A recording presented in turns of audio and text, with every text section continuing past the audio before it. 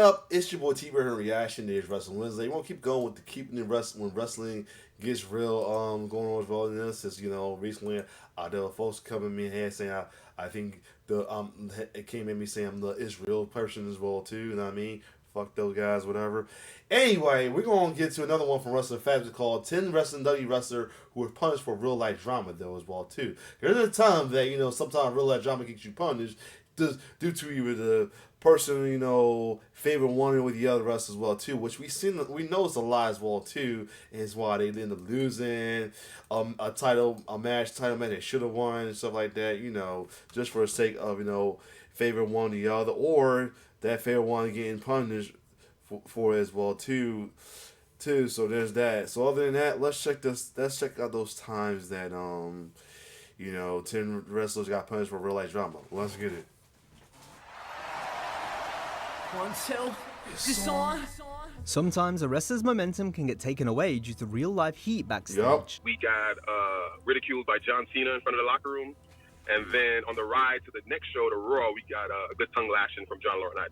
And then the next day we were fired. Well, the company might see fit to punish a performer for something they've done. Husky poked John Cena in the eye in a match. Vince was so mad, Cena was so mad that they sent Husky Harris back to NXT. Perhaps they broke. Oh shit! Because I did remember he got sent back to NXT for a while he's part of the Nexus, and then that's we had technically FCW still, and he had the Black Jay Mulligan. Then he had the little Axel Mulligan gimmick for a quick second before he did the Bray Wyatt though. Wow. Broke the rules or upset one of the higher-ups. I farted in a Dusty Rhodes promo class, to which Dusty Rhodes kicked me out of it, got me fired that night, called up Triple H in the morning and got me rehired. Then I got fined for farting. I got taken off shows, and I think me and Big Cass went on a losing streak for a while. This can be a result of the talent being de-pushed, taken off TV, or even fired. Vince saw Stacy before he saw me, hugged her, said he could forgive her because she was a female, but couldn't forgive me because I had shit on the business. We'll be covering various examples today, as we highlight 10 times a WWE wrestler was punished because of real-life heat. There was misstep after misstep after misstep on my part. And I think when those guys went to Vince, he was just like, you know what, I'm tired of hearing his name in a negative light, get rid of him. Vince McMahon seemingly had high expectations for Sabu when he was brought into work the revived ECW First RIP Sabu, yup. brand in 2006. Oh my God, no, don't do this! Sabu on the top rope! Yo, man. He was initially pushed quite strongly, being positioned in important matches on TV and pay-per-view. Look out! Oh my God. The problem was the company kept trying to change him. I'll be a typical babyface, and that's exactly what I'm not, and that's exactly what I was brought up not to be. If I become typical, maybe I could make more money, but I wouldn't be proud of myself. They wanted him to plan out matches and cut scripted promos with unnatural dialogue. I'm Sabu. And tonight, the big show is going down. I'll sacrifice anything. Yeah. Tonight, to win the ladder match. And stuff like that, and stuff like shit like this is really why folks don't like faces no more, because of how fucked up they booked it, man. Like, they booked faces like this is thing, and that pissed me off more, because now I'm dealing with folks who don't want. I'm currently dealing with folks right now. I actually made a post on my post about, like, faces being almost a new F word in wrestling, is because it almost is. I actually feel like being a thoughts reaction about that though, because because they feel like anytime they first make a baby face, they end up being a face like come with bad promos, like, because at time WWE has a history of not looking faces well as a lady ever since the Attitude Ruthless Aggression era, which sucks, Sabu barely even spoke in the original ECW, so he requested a manager to talk for him in WWE, but the higher-ups refused. It was about to get worse for Sabu, who became more unhappy with his role in the company as time went on. He spoke about these struggles during interviews with Title Match Wrestling and kayfabe commentaries. Suddenly the man gave me this script. It was like 3 pages long of words I can't even pronounce, let alone say them and act like they're my words. So what I did was I acted like I was reading the script. I tore it up, threw it down. There's your promo. And I walk away. Stephanie McMahon was unwilling to compromise, and because of Sabu's refusal to follow the script, she made the call to take him out of the Elimination Chamber match at the disgracefully bad December to Dismember pay-per-view. That's why. This upset fans. Meanwhile, Sabu was Oh wow, that's why that shit happened. somebody said the company sounded like this was the most immature place on earth to work. Man, yeah. Cause that is some BS right there. That's some BS right there. That's some BS right there. Wow. Being made to do jobs until he was released 6 months later after being chewed out by head of talent relations John Laurinaitis over the phone for being late to a show. Laryngitis. Fucking laryngitis, Terry, man. You're doing this and you're doing that. And I go, I don't think so. He goes, why not? I said, my neck hurts. I'm not doing nothing. He goes, you worked with pain before? I said, not anymore, I don't. They end up firing me after that. Crime Time were one of WWE's better tag teams in 2006 and 2007, as they regularly entertained fans. Connect with the crowd, the energy, the emotion. Yeah. I think I heard a little bit of this with the JGG thing when we had to. Money. Yeah. R.P. Shot. Money. Yeah. That's right, King. Congratulations. All right, man. However, it all came crashing down when they were unceremoniously fired in the fall of 07 following an incident which stemmed from the heat they had with the forgettable team of Lance Cade and Trevor Murdoch. Lance was told that Yup. he wanted to be this really kind of a bully to other guys, but I'm not really somebody that, can be bullied very easily. They're the two phoniest guys in the locker room, because if I ever went into the hood, I want Trevor Murdoch next to me, not you two fools. But we just... Wow. First of all, RIT both Lance and Shot, but wow. did not mesh well. Things came to a head during a house show match when a referee went off script and fast counted Crime Time out to give Cade and Murdoch the win by countout. JTG told the story in an interview with Rip Rogers. And Lance and Chad, they got into it backstage, and then I just remember Lance walking up saying, "We'll see what's in the ring, we'll see," something like that. I'm like, ugh. In the ring, I believe they got the ref in on it, but tonight I knew I rolled in at 8. Yeah. And then when I rolled in at 8, the ref said 9-10. After the crowd chanted BS at the finish, Shad and JTG then called an audible and hit their finisher on the ref afterwards. This ultimately got the team a lot of heat backstage. And then that made Chad pissed, and Chad took it on the ref. I joined in on it, and then after that, we got ridiculed by John Cena in front of the locker room. And then on the ride to the next show, the Raw, we got a good tongue lashing from John Laurinaitis.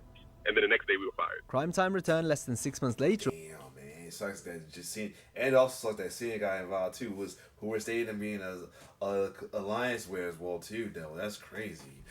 Jesus, man. I'm wanting to see. You know what? I'm definitely gonna check out the this might have been the last one if I got time, because I want to see the comments of these niggas after this. Because wow. During the night after WrestleMania 24, they would go on to have a memorable second run with the company, lasting until 2010. Cade and Murdoch, on the other hand, were broken up in the summer of 2008 and were both released before the end of the year. Bubba Ray Dudley received one singles push during his WWE career, though it was pretty much over as soon as it began, lasting just 3 weeks after a specific incident sent him back down the card. To set the scene, Bubba had split from Devon in the draft. Then, after tagging with Spike for a few months, Bubba entered a program with the world champion Triple H. And I'm tired of seeing him. This is not the Triple H show. But I guarantee you, your ass is going through that table. So let me guess. He's another victim of the damn the damn Triple H that damn title run. I can't think of right now. Oh God, what's the damn title run that I call it the Reign of Terror. Yeah, the Reign of Terror. So he pretty much Bubba Ray was another victim of that dreaded Reign of Terror. I'm gonna assume. On the September 23rd, 2002 Monday Night Raw, Bubba was to put Hunter through a table. However, Dudley completely missed as his arm appeared to go limp as he hoisted the game up. This meant Helmsley landed very awkwardly. Oh!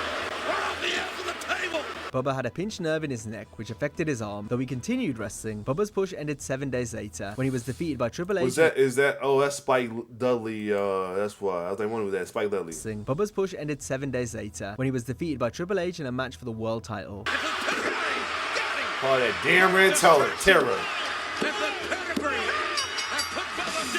Bubba believes him hurting Helmsley was the reason, as perhaps the game didn't want to work with him one-on-one again after this. Bubba then went back to teaming with Spike before reuniting with Devon in November. He wouldn't find any single success until becoming Bully Ray in TNA 8 years later. Shortly after Bubba got his push in 2002, Test was given a win streak on Raw whilst managed by Stacy Keibler, his real-life girlfriend at the time.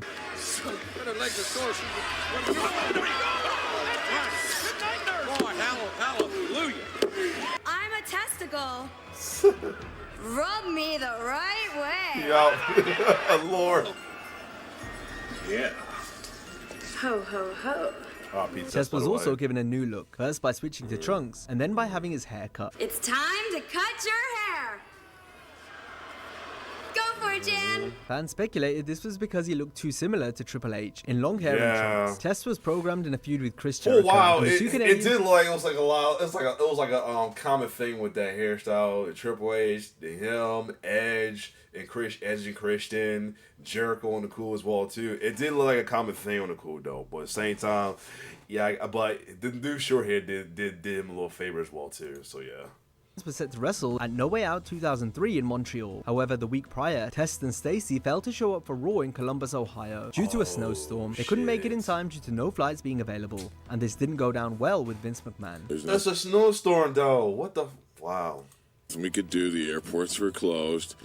I phoned every rental car place that would not rent to me because it was illegal to be on the road. I offered a limo driver $10,000 to drive me 6 hours to Columbus. He said he couldn't do it because he was afraid of losing his license and his business. Test wasn't mentioned on the episode of Raw in question and was replaced at No Way Out by Jeff Hardy. The night after the pay-per-view, Stacy was put in a stiff Walls of Jericho, perhaps as a punishment. Wow. Wow. Vince saw Stacy before he saw me, hugged her, said he could forgive her because she was a female, but couldn't forgive me because I had shit on the business. This spelled the end of Test's singles push. He went on to lose some matches and then was taken off Raw for a few weeks, before being paired in a tag team with Scott Steiner, someone who had recently lost his push due to bad performance since he was working hurt. Test was later fired from WWE in 2004, whilst recovering from a serious neck injury. The character Mordecai had a very brief run on SmackDown in 2004, where he was pushed as the anti-Undertaker. So now you about to get the real reason why his push got derailed. And that is that crucifix-like maneuver, like a razor's edge almost. Hook of the leg, Mordecai, a liar. Cause it's been a lot of times saying because of the bad performance, he couldn't get it over, so he might get the real story. A cheater. It's crazy. It's crazy that most of my videos I didn't react to about pushes being installed and stuff like that, or anything has been connected with this guy right here. So I don't know how many videos I didn't react to involving him.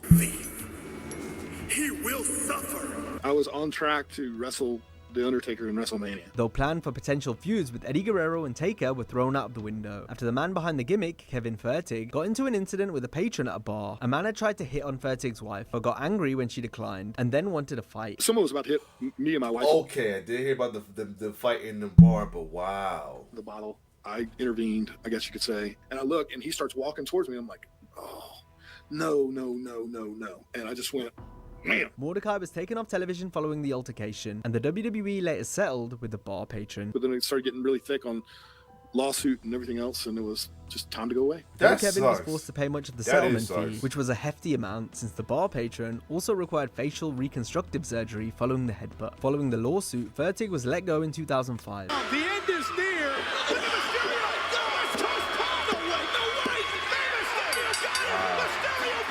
He eventually returned to WWE as Kevin Thorne, receiving a small push on the ECW brand in 06, though he never moved up to Raw or SmackDown and was released in 2008. Eugene got quite a push during his first year in WWE, including 2 big showings at back-to-back SummerSlams, wrestling singles matches against Triple H and Kurt Angle. He's confused, he doesn't understand. Oh, God almighty, what a sickening kick that was. Oh, Eugene's got the chair. Oh, man! My God, what a shot! Eugene just hit Triple H right between the eyes. However, an incident in late 2005 spelled the end of his push, as Eugene wouldn't be featured in a major program again for the rest of his time with the company. During a European tour, Eugene was found passed out in a hotel lobby and promptly taken to hospital. He was then suspended and placed in rehab since this wasn't a good look for the company, only a week removed from Eddie Guerrero's passing. My knee surgery, and I probably came back too soon. I had patella repair, which normally guys take about 9 or 10 months to come back. I came back in 6 months. And then I was taking a lot of medication to try to, push myself through the pain.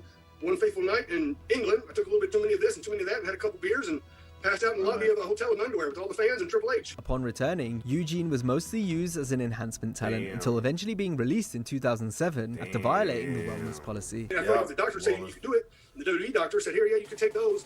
And then I ended up getting popped on a drug test and got released. There have been numerous wrestlers who have started to get over organically with the fans, only for WWE to put a stop to things because the talent in question wasn't in their plans, and they had no intention of pushing them. This was less common back in the day, since the company would either listen to the people or quickly halt something just as the reactions began to build, the latter of which happened to Rene Dupree in 2004. Rene had been working on SmackDown where he was pushed as a heel against John Cena. Following the end of their feud, Dupree was starting to get some positive reactions, thanks to his French tickler dance, which the audience were beginning to like. He's gonna get tickled all right. Watch the tickler, heads up. Rene received a notable pop during the SummerSlam 2004 pre-show match when he whipped out the dance. The French tickler, here it is. I'm a French man. I'm a French tickler. I'm a French guy. I love it. I love the dance. When Dupree got backstage, he was met with anger from agents Michael Hayes and John Laurinaitis, who were upset that Rene was getting cheered as a heel. Dupree... Oh boy, see? First off, wow, but see? What I'm talking about right there. Yeah, that's like, I'm 50-50 on it. First, I'm like, damn, why is just Larry Johnson get? But at the same time, this is why I really be feeling like they need to get rid of the face of Hill, because this is like, the voice shit like this, like, wow. He explained the situation on his Cafe de Rene podcast. Michael Hayes said, right, we don't want you to do that dance anymore. It's stupid. I go, well, it's getting over. He goes, yeah, that's the point. You're supposed to be heel. Maybe this is a sign I should turn babyface. Exactly. No, we don't want you to get over. Then we're having meetings with Vince McMahon. Now it's one about to, like, I'm pissed off now. Like, why not turn face? If you're getting love for the crowd, why not turn face? Like, I guess this is around time when they say, stop this, we're enough of this bullshit, we we don't think you're, like, come on. This is when they need to stop listening to fans as well. This is start seeming like this is when they stop listening to fans and the talent itself, though, because, wow. Somebody said, no matter this is amazing and allegory for the company as sold before when competition with fears you ran the rest with the fans like. If they were shift in popularity, the company were more or less forced to run with it for the sake of the company. Once WWE became too big and ran out of all this competition, it started decided for the fans for what it wanted, no other way around. Imagine Vince telling Stone Cold Steve he wasn't allowed to give him a stunner. Oh wow, yeah, that's crazy. Somebody said John Cena was being a true heel because he always snitching. Damn. McMahon, where he says, guys, just get over. Just get yourself over. You got the guy who signs your paychecks who's telling you in the meeting to get over. Then you got his, I guess, right-hand man in command telling you don't want you to get over. This was the end of Rene's initial singles run on SmackDown. The Office's response to Dupree getting cheers was to put him in a bizarre foreign heel team with Kenzo Suzuki. And while they did win the tag titles, Rene lost much. And then this shit, like, the typical foreign heel trope, like, it's too damn cliche. Like, come on, like, that's way too cliche right there. Like, yeah, I feel bad for Rene. You know, he's a heel, but I feel bad that they didn't want him to push him as a face because of this shit. That's pure BS right there, man. Much of the momentum. And it kind of goes to what I say that as well too. Like, why don't push? Because right now Kerry Gus get chill, but they don't want him. Folks, it's not the booker don't want him to turn face. It's the fans. Like, it's ridiculous. Going for him earlier in the year, Enzo Amore was punished by being given a losing streak on NXT for a rather unique reason. Scott Dawson seizing the moment. Dawson for the victory. To his feet. Oh, completely wiped out by Victor and O'Brien. Here's the cover. Victor. Wow. He calls this the accolade. And Enzo said when he was there for it. Enzo farted during an NXT promo class, which infuriated head of creative Dusty Rhodes. Dusty was so mad that the punishment was initially more severe. I farted in a Dusty Rhodes promo class, to which Dusty Rhodes kicked me Damn out it, of it, got me Izzo. fired that night, called up Triple H in the morning and got me rehired.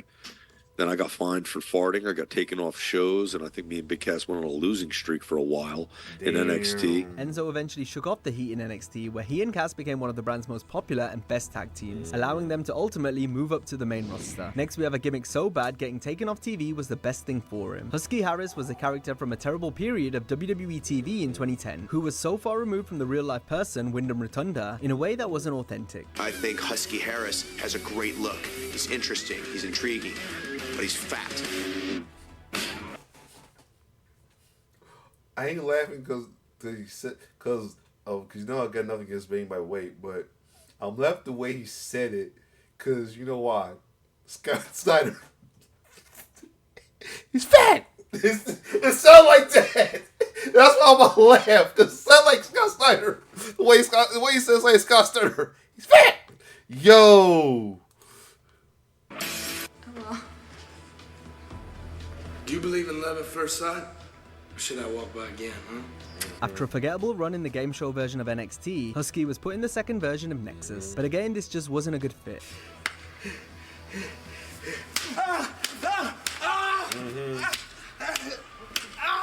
There was a specific incident that got him heat, which spelled the end of Husky's main roster run that took place during a match featuring John Cena. This was revealed by Baron Corbin during an interview with Chris Van Vliet. Husky poked John Cena in the eye in a match. Vince was so mad, Cena was so mad that they sent Husky Harris back to NXT. And that's a serpent smile.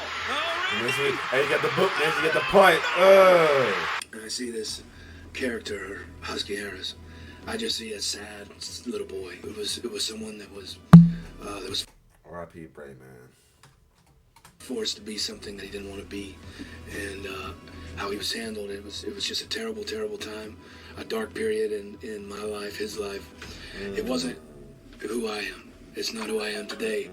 And when I look back at it, it's just I'm just disappointed in us. And it kind of makes it sadder now because, you know, Bray is gone. Did they hear this? Damn. Years. Right. Because it wasn't real, man. It was a figment of someone else's imagination. Harris would eventually return to the main shows 2.5 years later as the critically acclaimed Bray Wyatt. After 2 solid years in WWE, Mr. Kennedy was set to be revealed as Vince McMahon's illegitimate son in the fall of 2007. That was until Ken was suspended for violating WWE's newly revised wellness policy, a change prompted by the Benoit family tragedy earlier that summer. You're going to be Vince's son. There's going to be a big, long run with it. Got all these things planned. And I got a call from the office. And they said, yeah, Vince needs to see you in the office. We instituted the wellness policy on such and such a date. And it says here that you received shipments of this, this, and this after the date. I went and saw a doctor. The doctor just prescribed me testosterone. He said I had low testosterone. They had to do something about it because Congress was coming down on them so much because of the Benoit thing. WWE explained Kennedy's sudden absence by having Vince suspend him for pretending to be a McMahon. I told you before, Kennedy may be from Green Bay, but he's been suspended for impersonating a McMahon. Kennedy's momentum was completely derailed. Then an injury sidelined him for most of 2008. When he came back in 2009, he was let go after his return match for botching a backdrop that hurt Randy Orton. You want to get overconfident because something like that could happen. Another stupid. Back suplex. And like he said it too, like say stupid when he did that. Yo. Why like say stupid? Was said to be livid backstage, and Kennedy was released later. Hold up. Who's who? We're confident because something like that could happen. A back suplex. Orton and John Cena were said to be livid backstage, and Kennedy was released later that same week. Ken's WWE career. Why it started seeing like we starting to get that whole thing about seeing Ben Hill the whole time situation. What the fuck, dude? Was essentially on life support anyway, given all the heat he had from the year prior. Kennedy had previously been blamed for injuring Cena in 2007. Before that, Ken's comments on Fox It News seemed like I said before, a lot of these ones is because of their golden boys, pretty much. Benoit tragedy also rubbed many the wrong way. If he was using steroids, he obviously wasn't. He had passed the drug test, so maybe he injected steroids the day before he died. I don't think the toxicology reports are actually going to prove anything. Which was especially damaging in hindsight, as he was suspended not long after for a wellness policy violation. I should have never opened my mouth about the Chris Benoit thing. There was misstep after misstep after misstep on my part. And I think when those guys went to Vince, he was just like, you know what, I'm tired of hearing his name in a negative light. Get rid of Kennedy had generated a significant amount of heat backstage, and ultimately it caught up with him. Whether Kennedy's downfall was due to bad timing, internal politics, or his own missteps, fans are still left wondering what might have been if either of his big opportunities had actually panned out. Now, if you enjoyed this video... Alright, so I did do this. Oh my god. Now that's like, we never going to get a return Kenny, unless there's so be bygones, we never get a return of Kenny in WWE, man. Shit, man. Like I said, some of these stories, man, it was like, it makes you question being a wrestling fan sometimes. I will say this. It definitely makes you question being a wrestling fan, because Jesus Christ. Other than that, if you like my reaction to this, like shit. No, I promise y'all, and I'm saying do it. Let's check some of these comments on these. Somebody said John Cena loves Nation. Wow, it kind of feats the street creditor. You think about it, true. Though for every time I see a video about John Cena's game came out just like Hulk Hogan.